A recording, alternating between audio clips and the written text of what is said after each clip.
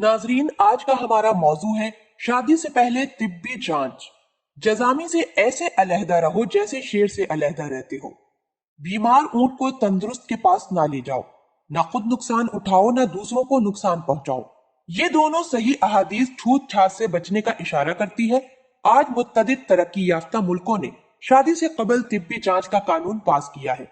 इस सिलसिले में इस्लाम को अव्वलियत का शर्फ हासिल है, लेकिन गहरे दुख के साथ अर्ज करूंगी कि अक्सर डॉक्टर साहिबान इस किस्म की तिब्बी जांच में लापरवाही बरतते हैं।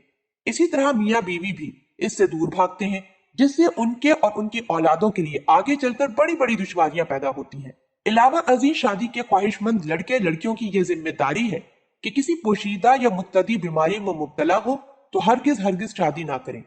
सही हदीस में है, तुम में से कोई उस वक्त तक मोमिन नहीं हो सकता जब तक वो अपने भाई के लिए वही पसंद ना करे जो वो खुद अपने लिए पसंद करता है।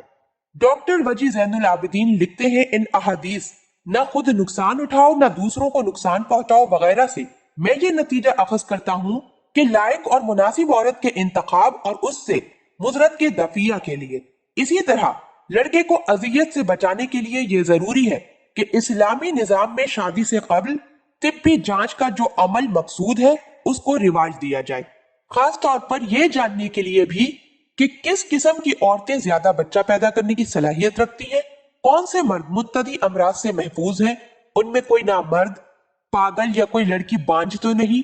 मर्दों की जिस्मानी सेहत की सलामती के लिए यह जरूरी है कि उनके अंदर निकाह की सलाहियत हो, इसलिए कि हदीस शरीफ में है, तुम में जो कोई निकाह की इस्तात रखे उसे शादी कर लेनी चाहिए। निकाह की इस्तात से मुराद जायज सकूनत और शादी के दीगर जरूरी असबाब की फराहिमी है। इससे मुराद जिनसी कुव्वत भी है, जैसा कि फिरोज आबादी की किताब में लिखा है।